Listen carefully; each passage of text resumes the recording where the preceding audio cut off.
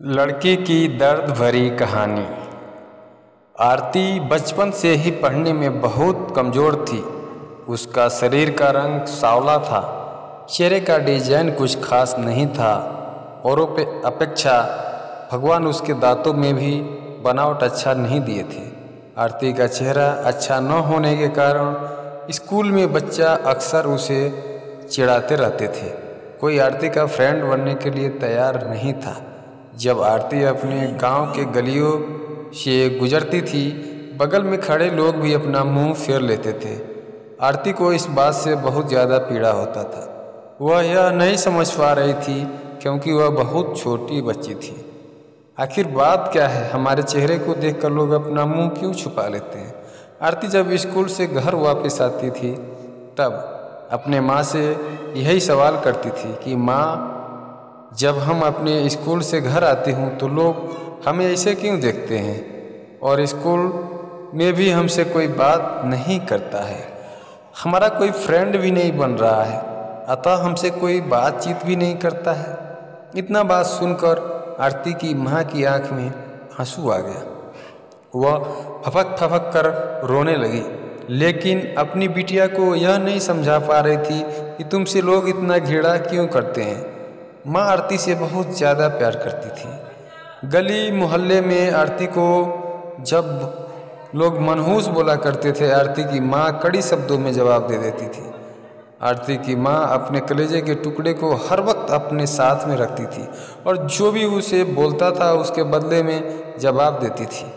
आरती धीरे धीरे अपनी पूरी उम्र जीने की एक आदत बना ली और जो लोग बोल रहे थे उसके पीछे कुछ और सुनने के लिए तैयार नहीं रहती थी। बस अपने काम से मतलब रखती थी, पढ़ाई करती थी और वापस घर लौट जाती थी। धीरे धीरे आरती बड़ी होते चली गई।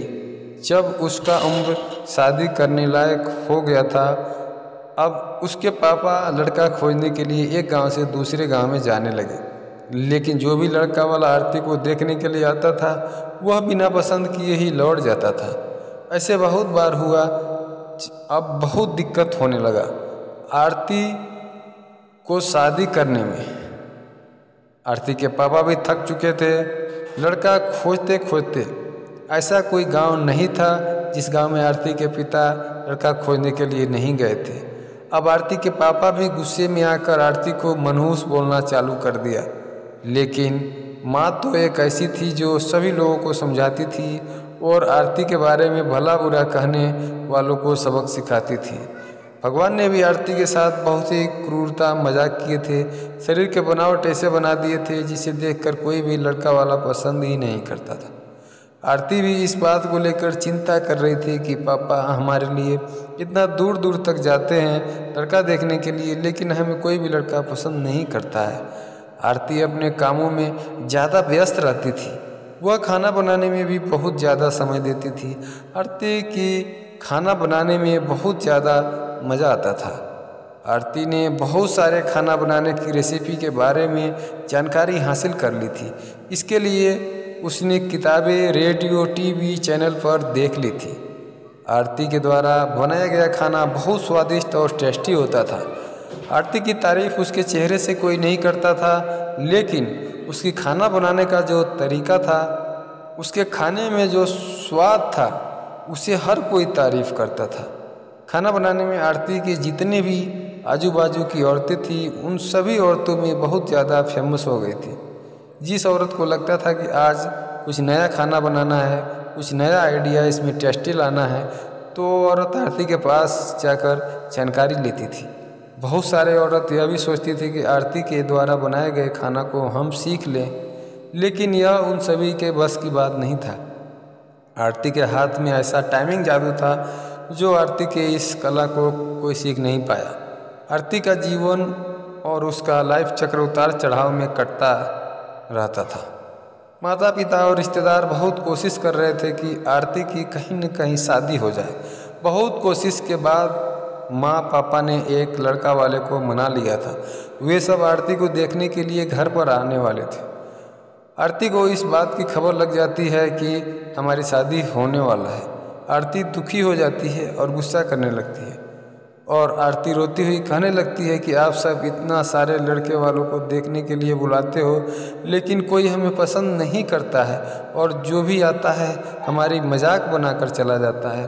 आप सबकी बदनामी होती है। गांव समाज बोलता है कि लड़का वाला देखने आया था और लड़की को पसंद नहीं किया।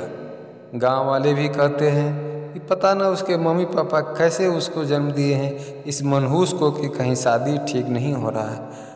आरती की माँ ने आरती को समझाई कि शादी में अक्सर ऐसा होता रहता है, हर कोई किसी को पसंद नहीं होता। जिसे तुम पसंद आ जाओगी वो तुमसे ज़रूर शादी कर लेगा।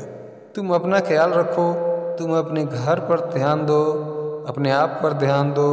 कौन तुम्हें पसंद करेगा या नहीं करेगा या तुम उनके ऊपर छोड़ दो। अगले दिन लड़का वाले आरती को देखने वाले थे, लेकिन आरती उसी दिन सुबह में ही सज संवर कर कहीं निकल गई थी। लड़का वाले घर पर आते हैं, लेकिन मम्मी पापा को नहीं पता था कि आरती कहाँ गई है। जब लड़की देखने की बारी आती है तो आरती घर में नहीं थी। लड़का वाले इस पर गुस्सा हो जाते हैं और पूरा खरी खोटी सुनाते हैं आरती के मम्मी पापा को। वैसे भी पापा आरती पर बहुत ज़्यादा गुस्सा करते थे, लेकिन उस दिन की हरकत से आरती के पापा के ऊपर खून सवार हो गया था। आरती ने अपने पापा को गुस्से में पागल कर दिया था। उस दिन आरती के पापा ने उसके मम्मी पर सारा गुस्सा उतार दिए। आरती के पापा ने उसके मम्मी को बहुत भला बुरा कहे, यह सब तुम्हारी सिर पर चढ़ाने का नतीजा है। तुम्हारी ही वजह से आज आरती ऐसा हरकत कर रही है। अब शाम का वक्त होने वाला था। आरती घर लौट चुकी थी। आरती के चेहरे पर बहुत ज़्यादा खुशी था और उसके हाथ में एक चेक था। आरती कोई एक सर्टिफिकेट लेकर आई थी।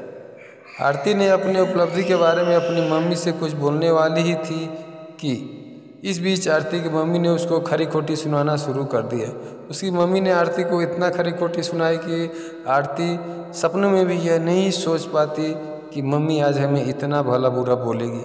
इससे पहले कि आरती की मम्मी ने आरती को इस तरह के शब्दों का उच्चारण कभी नहीं की थी। आरती की माँ एक बात बोली आरती से, बाकी सब लोग सही कह रहे थे कि तुम सच में मनहूस हो। आज तुम्हारी वजह से सब कोई परेशान है। अच्छा तो होता कि तुम पैदा होते ही मर जाती। आज यह दिन हमें देखने को नहीं पड़ता। गांव घर में मेरा सिर नहीं उठ पा रहा है। आरती इस वाक्य को सुनकर अवाक थी। वह कुछ बोल नहीं पा रही थी, क्योंकि जब आरती बोलने की कोशिश कर रही थी उसकी मम्मी के शब्दों से इसकी आवाज़ दब जाता था। आरती चुपचाप निठुर भाव से खड़ी थी। आरती की आंख में आंसू बह रहे थे। आरती बिल्कुल व्याकुल हालत में खड़ी थी। वह कुछ बोल नहीं पा रही थी। आरती अपने माँ से एक ही सवाल कर रही थी, माँ क्या मैं इतनी बदनसीब हूँ कि मुझे आप मारना चाहती थी? क्या मैं मर जाऊँ? मैं इतनी बुरी हूँ आप मुझे मारना चाहती थी? मैं ऐसी क्या गलती कर दी हूँ? आरती के द्वारा बोला गया एक भी बात का असर उसके मम्मी पर नहीं था। आरती की मम्मी का काम कर रही थी और गुस्से में आरती के ऊपर अनेक बातों का प्रहार कर रही थी। आरती निठुर भाव से अपनी मम्मी की ओर देख रही थी और उसके बातों को सुन रही थी। आंख से आंसू बहा रहे थे, लेकिन आरती चुपचाप खड़ी रही और एक ही सवाल कर रही थी, माँ क्या आप मुझे मारना चाहते हो? गुस्से में मम्मी ने भी बोल दी हाँ। आरती बिना एक पल बिताए ही सीधा अपने कमरे में जाकर दरवाज़ा बंद कर लेती है। 1-2 मिनट के बाद में मम्मी का गुस्सा शांत होता है। तब आरती की मम्मी को अपनी गलती का एहसास होता है। उसकी मम्मी आरती के रूम की तरफ गई और दरवाज़ा खोलने के लिए बोली, लेकिन आरती ने अपने रूम को अंदर से बंद कर लिया था। आरती के माँ ने जब देखी कि आरती अंदर से दरवाज़ा बंद कर ली है, आरती की माँ सोची यह कोई गलत कदम नहीं उठा ले, इसलिए आरती की मम्मी ने उसके पापा के पास तुरंत कॉल की। घर आने के लिए दोनों ने दरवाज़ा खोलने के लिए काफ़ी कोशिश की, लेकिन आरती ने दरवाज़ा नहीं खोली। कुछ समय बीतने के बाद आरती के पापा को अब एहसास हो गया कि आरती कुछ गलत कर ली है। आरती के पापा ने तुरंत दरवाज़ा तोड़ दिया। आरती के मम्मी पापा ने अंदर का सीन देखा तो अवाक रह गए। आरती ने दुपट्टे का फंदा बनाकर पंखा से लटक रही थी। अभी ज़्यादा वक्त नहीं हुआ था, वह सिर बेहोश हुई थी। माँ और पापा ने तुरंत उसे उठाकर पंखा से अलग किया, फिर गले का दुपट्टा निकाला और बेड पर आरती को लेटा दिए। स्थिति को देखते हुए उन्होंने तुरंत डॉक्टर को कॉल लगाया। माँ की नज़र अपनी लाडली बेटी आरती के मुट्ठी बांधे हाथ पर जाता है। हाथ में एक चिट्ठी रहता है और टेबल पर पड़ी 5 लाख का चेक मिलता है, जिसमें 5 स्टार होटल में शेफ़ की नौकरी करने के लिए कन्फर्मेशन लेटर था। उसी कन्फर्मेशन लेटर और चिट्ठी को लेने के लिए आरती बाहर गई थी। कुछ समय के बाद डॉक्टर आते हैं, आरती का इलाज करते हैं। डॉक्टर आरती के चेकअप करने के बाद बोलते हैं कि शुक्र है लड़की बच गई। कुछ सेकंड और देरी होता तो आज यह लड़की हम सभी के बीच नहीं रहती। आरती बेड पर बेहोश अवस्था में पड़ी थी। डॉक्टर ने बोला कि आरती धीरे धीरे कुछ घंटों में ठीक हो जाएगी। मैं दवा लिख दे रहा हूँ, जिसे आप मेडिकल स्टोर से मंगा लीजिएगा। लेकिन उन दवाओं का कोई बहुत ज़्यादा असर आरती के ऊपर नहीं हुआ। माँ और पापा ने उस चिट्ठी को खोलकर पढ़े, जिसमें कुछ इस प्रकार से लिखा था। मम्मी और पापा, मैं जानती हूँ कि मैं जन्म से लेकर आज तक कोई ऐसा कार्य नहीं की जिससे आप लोगों को गर्व महसूस हो, लेकिन मैं आपसे बताना चाहती हूँ कि मैं खाना पकाने में नेशनल लेवल कंपटीशन को जीत चुकी हूँ। इसमें मुझे 5 लाख का चेक और प्रथम स्थान मिला है। मेरे द्वारा बनाया गया खाना ऑर्गेनाइजेशन को इतना पसंद आया कि वह मुझे एक बहुत बड़े होटल में बतौर मास्टर शेफ़ की नौकरी के लिए कन्फर्मेशन लेटर भी दे दिया था। पूरी दुनिया मुझे खिलाफ हो, मुझे इस बात का कोई फ़र्क नहीं पड़ता, और नहीं पापा की कड़वी बातें मुझे रुलाती थी। मैं पापा से हर वक्त प्यार करती थी और मम्मी को दिल से चाहती थी। मैं जानती थी कि मम्मी और पापा केवल बाहर से ही शक दिखते हैं, लेकिन अंदर से मुझे बहुत प्यार करते हैं। यदि मम्मी और पापा मुझे प्यार नहीं करते तो मेरे लिए बिना कहे कपड़ा, मिठाइयाँ, किताबें नहीं ला कर देते। माँ की ममता और प्यार को कोई क्या बयां कर सकता है। माँ मेरी चाहत और दुनिया थी। पापा की प्यार मुझे बहुत सताएगी। अब इस दुनिया को अलविदा कहकर जा रही हूँ। मेरी माँ, मेरे पापा इस दुनिया के सबसे खूबसूरत मम्मी पापा हैं।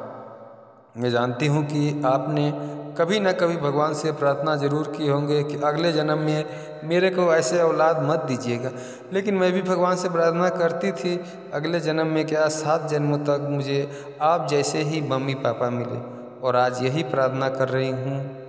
मैं उस भगवान के पास जा रही हूँ जहाँ आप लोग बहुत पहले मुझे भेजना चाहते थे। चिट्ठी में बहुत सारे इमोशनल बातें लिखी गई थी, जिसे पढ़कर आरती के मम्मी पापा के पांव तले ज़मीन खिसक गए थे। आरती के मम्मी पापा बहुत पछतावा कर रहे थे और उनके आंखों से आंसू बह रहे थे। आरती बेड पर भीड़ पड़ी हुई थी। उसकी माँ उसके सिर पर हाथ फेर कर रो रही थी। पिता को बर्दाश्त नहीं हो रहा था। वह भी आरती के लिए ज़ोर ज़ोर से चिल्लाकर रोने लगे थे। तो दोस्तों, स्टोरी कैसी लगी है कमेंट के माध्यम से ज़रूर बताएं, और चैनल पर नए हैं तो सब्सक्राइब ज़रूर करें। वीडियो अच्छा लगा हो तो लाइक भी कर दें। Thank you. जय हिंद, जय